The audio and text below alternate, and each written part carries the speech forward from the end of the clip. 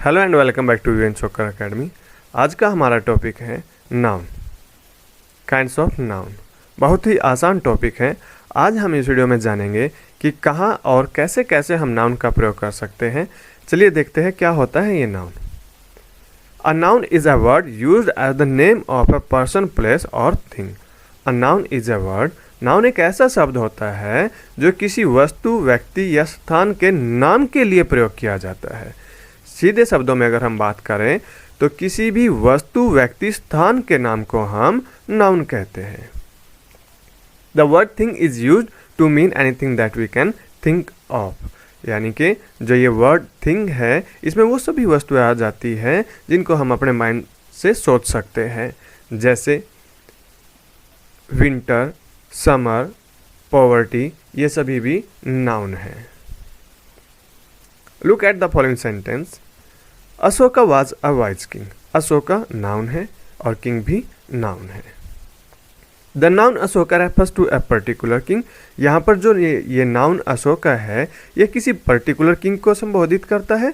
But the noun king, जो king noun है, might be applied to any other king as well as to Ashoka. परंतु जो ये king noun है ये किसी दूसरे राजा के लिए भी अप्लाई किया जा सकता है, यानी कि दूसरे राजा के लिए भी प्रयोग किया जा सकता है। तो यहाँ पर we call Ashoka a proper noun. Ashoka को हम प्रॉपर नाउन कहेंगे और किंग को हम कॉमन नाउन कहेंगे। एग्जाम्पल ले लेते हैं। Sita is a proper noun while girl is a common noun. Sita एक प्रॉपर नाउन है क्योंकि ये किसी स्पेसिफिक लड़की का नाम है, while girl is a common noun, जबकि जो गर्ल है ये कॉमन नाउन है। हरी इज अ प्रॉपर नाउन क्योंकि हरी किसी स्पेसिफिक बॉय का नाम है और जो बॉय है ये कॉमन नाउन है।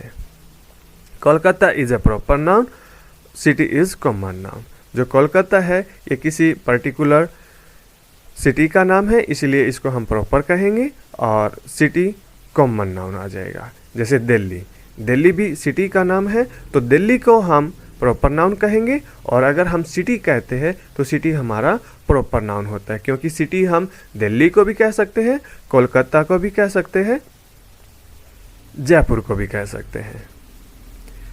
India is a proper noun while country is a common noun. यहाँ पर इंडिया ये किसी स्पेसिफिक कंट्री का नाम है, इसीलिए इंडिया प्रॉपर नाउन हो जाएगा और जो कंट्री है ये हमारा कॉमन नाउन हो जाएगा।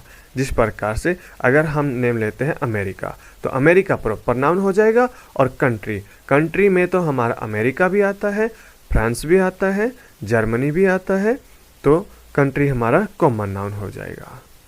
उम्मीद करता हूँ ये चीज़ आपके क्लियर हो गई होगी, और अब डेफिनेशन से और भी क्लियर हो जाएगा। देखते हैं definition. A common noun is a name given in common to every person or thing of the same class of kind.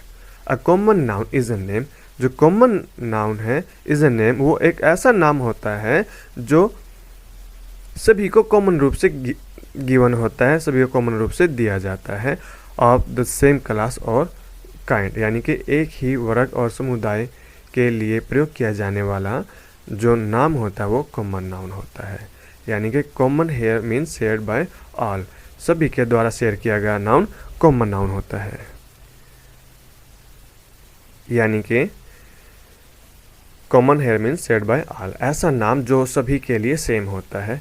Example लेते हैं, जैसे मैं कहता हूँ कंट्री, तो कंट्री में हमारा इंडिया, पाकिस्तान, चाइना सभी आ जाते हैं, और अगर मैं यहाँ पर इंडिया का नाम लेता हूँ तो इंडिया स्पेसिफिक नेम हो गया, तो इंडिया प्रॉपर नाउन और कंट्री हमारा कॉमन नाउन। अब definition, a proper noun is the name of some particular person और प्लेस। जो प्रॉपर नाउन है ये किसी पर्टिकुलर पर्सन और स्थान का नाम होता है। Proper means one's own, proper का मतलब है किसी का खुद का स्वयं का name. Hence a proper name is person's own name, तो जो प्रॉपर नेम है ये किसी व्यक्ति का स्वयं का नाम होता है। Proper nouns are always written with a capital letter at the beginning. जो प्रॉपर नाउन है are always written with a capital letter at the beginning, तो इनकी जो स्टार्टिंग होती है वो कैपिटल लेटर से होती है। और proper nouns are sometimes used as common nouns, और जो प्रॉपर नाउन्स हैं कई बार ये कॉमन नाउन की तरह भी प्रयोग किए जा सकते हैं। जैसे ही was the Sachin Tendulkar of his as, यहाँ पर जो सचिन तेंदुलकर है इसको एक कॉमन नाउन की तरह प्रयोग किया गया है, यानी कि जो भी सचिन की तरह चौके छक्के लगाता है उसको हम सचिन तेंदुलकर कह देते हैं। तो यहाँ पर सचिन को हमने कॉमन नाउन बना दिया है। तो he was the Sachin Tendulkar of his age. Common nouns include what are called collective nouns and abstract nouns.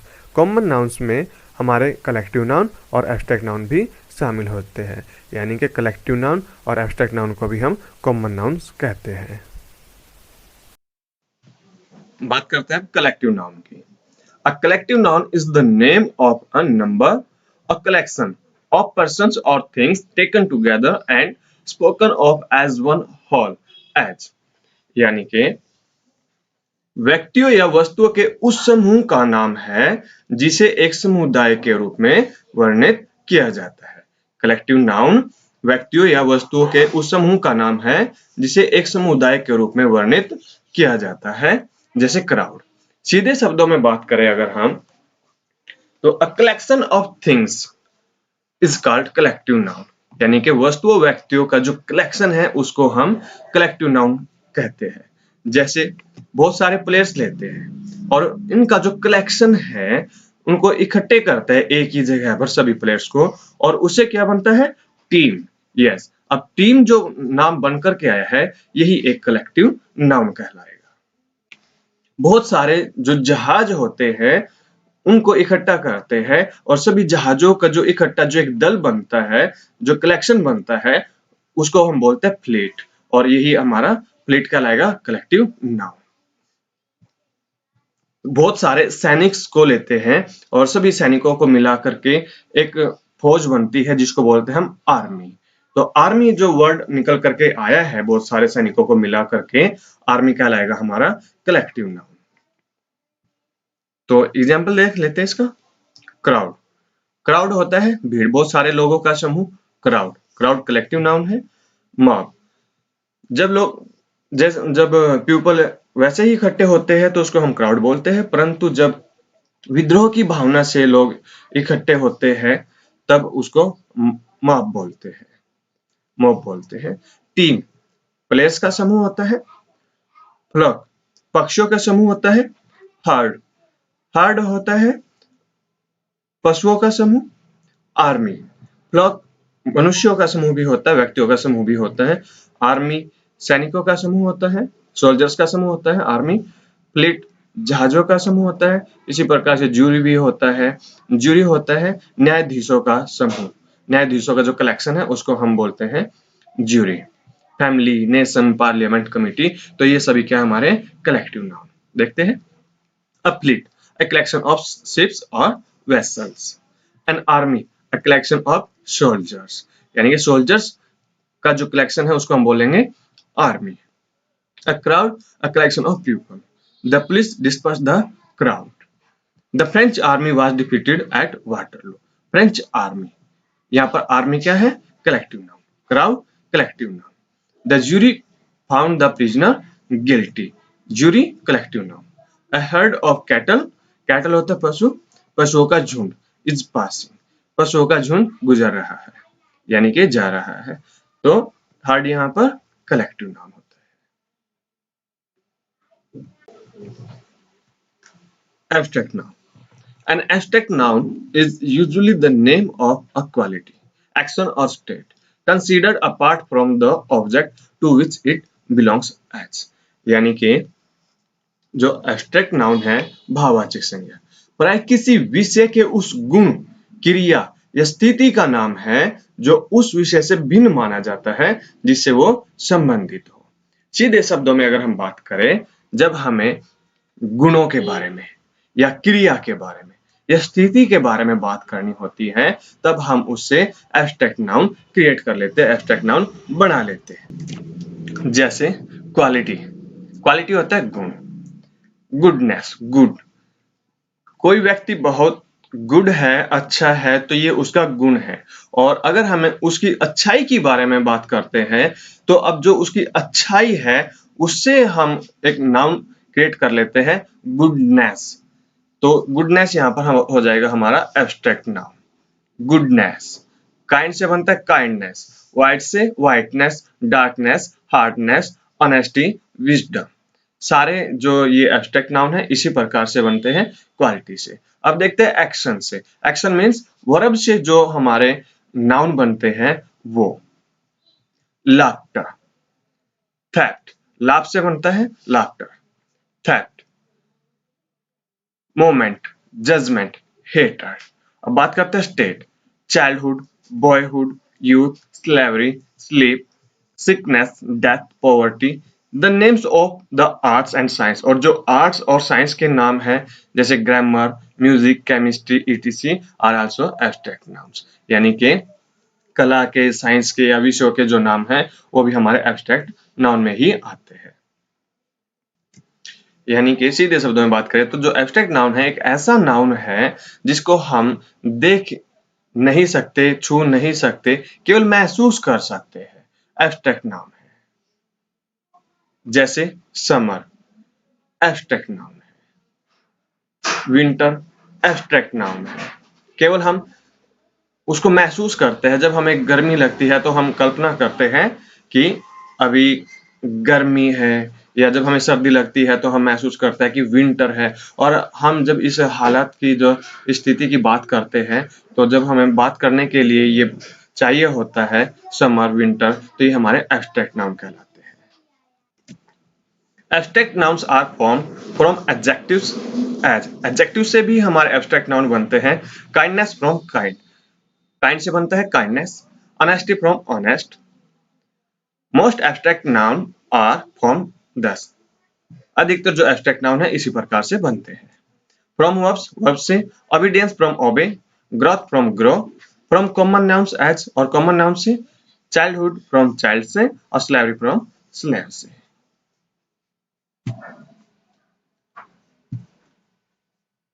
अब बात करते हैं another classification of nouns is whether they are countable और अनकाउंटेबल।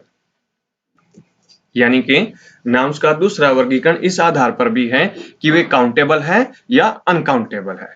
अब बात करते हैं काउंटेबल नाउन्स की। Countable nouns are the names of objects, people, etc that we can count. Example book, pen, apple, boy, sister, doctor, horse.